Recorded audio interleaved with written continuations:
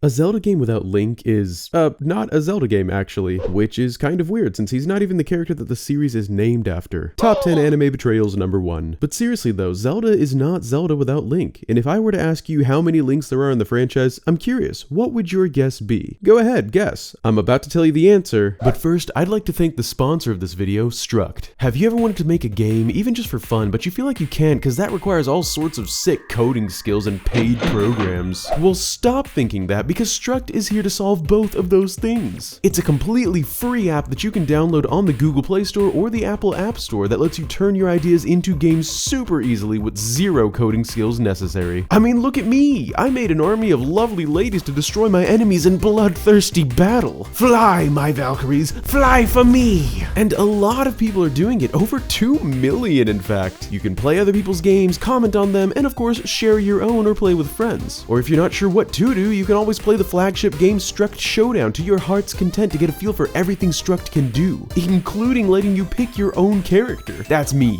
I'm the grass dude. Just don't expect to be as good as I am. And since Struct is extremely responsive to their community with constant feedback and updates, what are you waiting for? Click the link in the description to download Struct for free today and start making Valkyrie armies. Or whatever else you'd like to make. And now, on to the video. Okay, you ready with your answer? The answer is there's actually only one Link in the entire franchise. He just goes through time and is known as the hero of time and solves the world's problems in every iteration. Nah, I'm just kidding, there's like 12 of them. Well, 12 playable ones anyway. And they all have their own origins and stories, and I know what you're thinking. Yeah, Bandit, there may be 12 Links, but I mean, come on, how difficult can Link's lore be? They're all just simple kids that become heroes, right? Well, yes, but also no. They each do have their similarities, but they also all come from different places and end up in different places and even span multiple games sometimes. So it's worth it to know who's who, and I thought I'd make a shorter video covering exactly that for each and every playable Link in the series, and if you're a fan of any of the games, I'm sure this will be of interest to you. Oh, and spoiler alert for the entire series, obviously. Playable Link #1, the hero of the skies, around the age of 17 when the game takes place. This kid has no parents, at least none that we know of. Seriously, it's weird how many of these games have just no mention at all of Link's mother or father. This Link is just some Skyloftian kid who grew up in Skyloft and aspires to become a Skyloft Knight, which are combat and survival trained knights who ride atop loft wings and ensure the safety of everyone living in Skyloft and the surrounding floating islands. Although I'm not sure why necessarily Skyloft needs knights. I mean, it's not like there are many monsters up here terrorizing the place. Aside from those evil cat monster things that I loathe, but anyway, he had a normal life, you know, for someone living up in the clouds. He even had a school bully, which is unfortunately kind of normal, which is depressing to say. It's also heavily implied via Demise's dialogue at the end of the game that the hero of the skies is the reincarnation of the spirit of the first hero, who was also just some dude that was the chosen champion of the goddess Hylia in the early days when Hylia waged battle against Demise, an act which would forever tie the bloodline of the goddess to the spirit of her chosen hero. Skylink is perhaps the most important Link in the franchise aside from the hero of time, due to the fact that he is responsible for forging the goddess blade into the Master Sword and defeating Demise, the original big bad wolf. And he and Zelda may have repopulated the surface of the earth, but anyway, moving on. Playable Link #2, the hero of the Minish, which is actually just a fan-made title that he doesn't actually receive in-game, but this guy, again, is just some kid around the age of 12 who's a blacksmith in this game, or at least the grandson of a blacksmith known as Smith the Blacksmith. He's childhood friends with the Princess Zelda and just ends up in the wrong place at the wrong time, really, when he accompanies her to the Picori Festival, which is interrupted by Vati finding and destroying the Picori blade, as well as turning Princess Zelda into stone. Her father, the king, then tasks the hero of the Minish with reforging the Picori blade and breaking the curse on Zelda, and the rest is history. Minish history. Playable Link #3, the hero of 4, which is a fan-made name from me. I know, naming Link is one of my many gifts, but anyway, this Link is one of the Links with the least amount of backstory in that he's literally just there. For some reason, he just accompanies Zelda one day to check out the Picori blade, which now goes by the name the Four Sword due to the events in the Minish Cap. Since this is many years after the Minish Cap, but does deal with the same villain and the same blade, it can be assumed that this Link also has a similar backstory to the one in the Minish Cap. Perhaps he's also the grandson of a blacksmith and the childhood friend of a Zelda. Playable Link link number 4, the one, the only, the Hero of Time. Be honest, you've heard that catchy title before regardless of if you've played the game, and for good reason too. Because aside from the first Hero of the Sky, the Hero of Time is perhaps the most important link in the entire franchise because of his adventure directly leading to the infamous timeline split, as well as Ganondorf's many different returns. Because of his importance to the story as a whole, his adventures are referenced even in Breath of the Wild, and any references to the ancient hero or legendary hero in the games following Ocarina of Time are likely references to the Hero of Time. We also know a bit about his backstory from in-game quotes as well. According to the Deku Tree Sprout, Link is a Hylian who was given to the Great Deku Tree to be raised in the Kokiri Forest as a Kokiri for safekeeping by his mother, who narrowly escaped the Hyrulean Civil War with just enough time to save her baby boy before succumbing to her fatal wounds. Since Link's father is never mentioned in Ocarina of Time but in other games is referred to as a Knight of Hyrule, it can be assumed that the Hero of Time's father likely fought and died in said civil war as a Knight of Hyrule. The Hero of Time is also the same Link that continues onward into the events of Majora's Mask after he's done ridding the world of Ganondorf before he has a chance to mess things up. He apparently then leads a quiet life in servitude to the Hylian royal family following the events of Majora's Mask and shows up later on in the timeline as a fully grown adult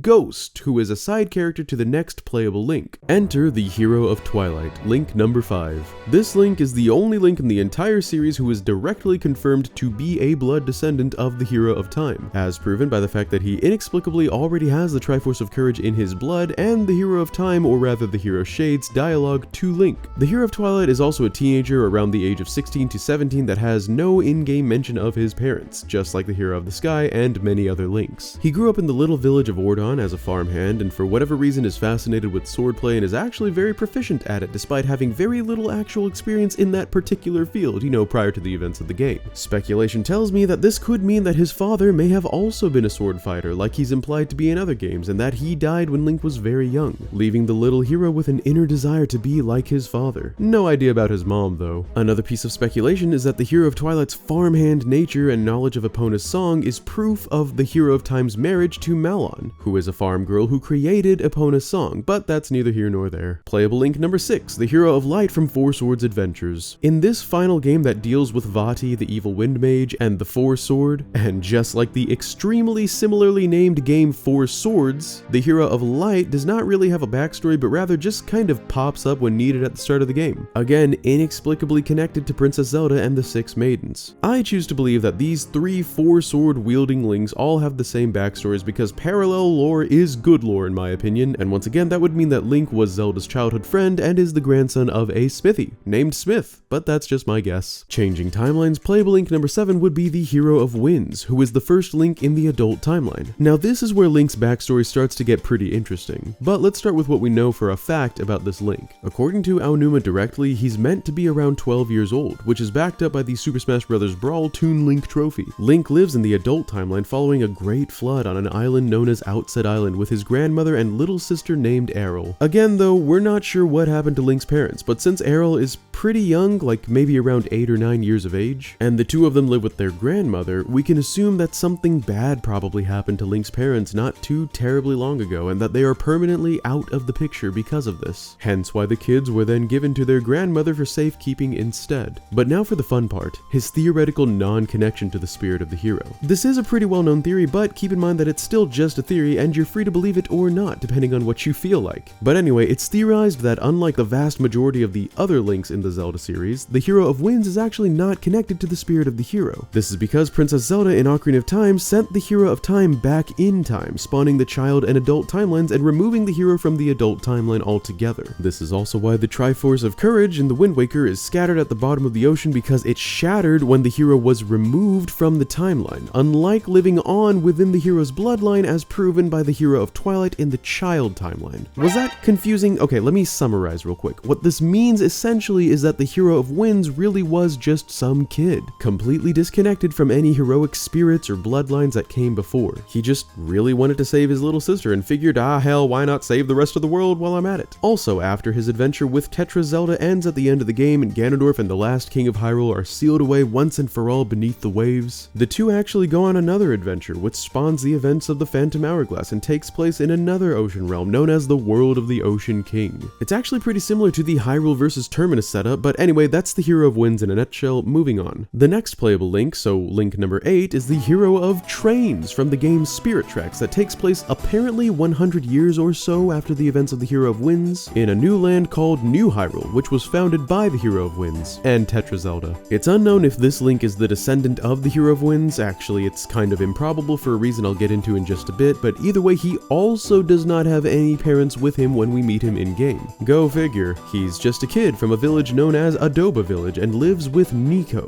the very same Nico that once was a pirate serving under the pirate Captain Tetra. Only he's an old man now. Link is also the apprentice of a master train engineer named Alfonso, who trained Link, no pun intended, into becoming a royal engineer himself, and the rest is history. The reason why I don't think the Hero of Trains is physically related to the Hero of Winds is because you'd think that Nico would know if this Link was the descendant of the older Link. He even tells Link that he looks like the Hero of Winds, who he refers to as an old friend of his. Anyway, I guess the Hero of Trains is to the Hero of Winds what the Hero of Winds was to the Hero of Time. A disconnected but similarly brave hero that also goes to prove the absence of a spirit of the hero in the adult timeline. Well, that and the complete absence of any mention of the Triforce at all in the game aside from some symbols. With the adult and child timelines out of the way, it's time to move on to the problematic one, the what-if styled alternate reality of the Fallen timeline. In this timeline, or should I say in this reality, Ganondorf transformed into Ganon and killed the Hero of Time in Ocarina of Time, leaving the job of sealing him away up to the sages alone. Which worked, except for the fact that they kind of sort of sealed him away within the Sacred Realm and he corrupted the whole thing, turning it into the Dark World. But what is this, in all iterations of canon explained?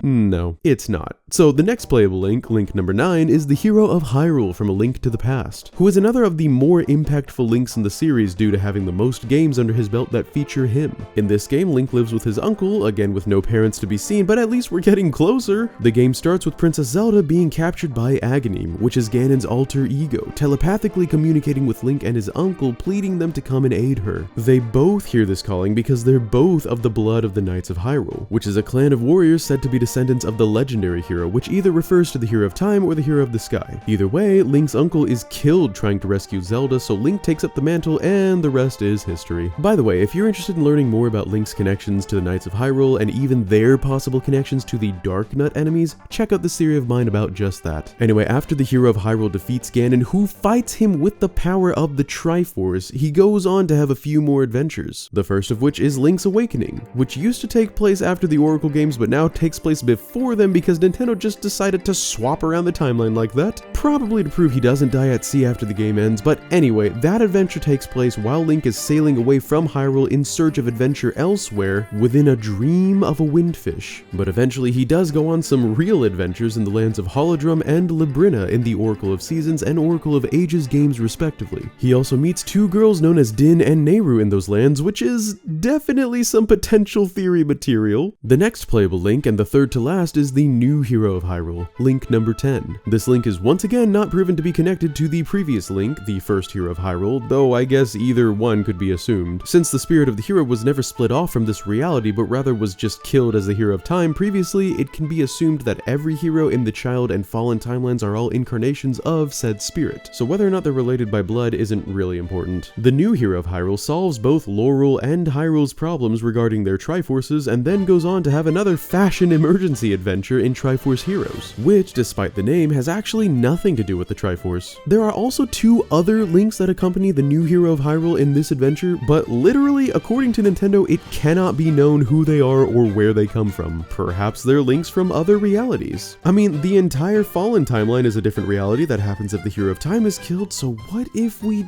You know what? I'm gonna stop there, actually. The second to last playable Link, and the last one with a confirmed location on the timeline, is the original hero from the original Legend of Zelda. And I mean original hero as in the first one we saw in real life. On the timeline, however, he's actually quite futuristic. This Link is literally a 10 or 12-year-old swords boy who Impa, Zelda's assistant, is saved by when she was attacked by Ganon's henchmen. It just so happens that she had been tasked with finding a capable man of bravery to lead the fight against Ganon's forces and save the kingdom, and with Link showing such skill at such a young age and nobody else really being around, she thought, what the hell, and asked him to save the land land, the Triforce, and the princess all together. All of which he does, of course. Once again though, we're back to having no mention of his parents at all, which should surprise no one at this point. This Link also goes on to another adventure when he's around 16 years of age in the game known as The Adventure of Link, where he finds and awakens an ancient Princess Zelda who had been put into a magical slumber by her brother long ago. Fun fact, when she awakens at the end, this means that there are literally 2 Princess Zeldas alive in the world at the end of the Fallen Timeline at the same time. Fun stuff. The final playable Link, and the one most fresh on everyone's memory, and the one with the biggest and most blue eyes of them all, would be the one, the only, the hero of the wilds. Known for his adventures and sick climbing skills in Breath of the Wild. Wild Link's father is actually directly referenced for the first time ever in a Zelda game by Princess Zelda herself, and we even have concept art for him that unfortunately never made it into the game. Zelda claims that Link's dad was a Knight of Hyrule, which makes sense given other Link's affiliations with the group. It even explains why Link himself is in service of Zelda and the royal family directly, as he simply wanted to follow in his father's footsteps. His age is never outright confirmed, but we can assume that he is the same age as Zelda, which is normally the case in the other games, which would mean that he has just turned 17 by the time the game starts. Or should I say 117. As most fans undoubtedly know, the hero of the wilds takes on the essence of Demise's hateful malice itself, known as the Calamity Ganon, and together with the princess, seals it away once again. But who knows? Maybe that entire fight was just small potatoes compared to what's to come in Tears of the Kingdom. I guess we'll just have to find out next May. But for now, that is the end of my list explaining briefly the lore behind every playable Link in the entire series, with a few mentions to the Links not playable in the series. Did you know everything mentioned, or did you learn something new, or did I leave something out? Let me know in the comments below. Also, thank you so much for watching. If you enjoyed this video or my efforts into making this video while I'm on vacation, please consider leaving a like to get it spread around on YouTube, and subscribe if you haven't already for much more to come. We're well on the road to 300,000 subscribers, so why not help us get there and reap some pretty cool lore explaining benefits along the way. You can always unsubscribe later if you change your mind. Also, huge thanks as always to my fabulous bandit crew, and say hello to Tetra Zelda, Prodigy, and Alma R, who all joined up right here on YouTube. My heart and my gratitude goes out to you all. Thank you so much for keeping this channel going. That's all I've got for this one, so be sure to follow me on my Instagram to keep up to date. This is Bandit, looking forward to seeing you next time, and signing out. Peace!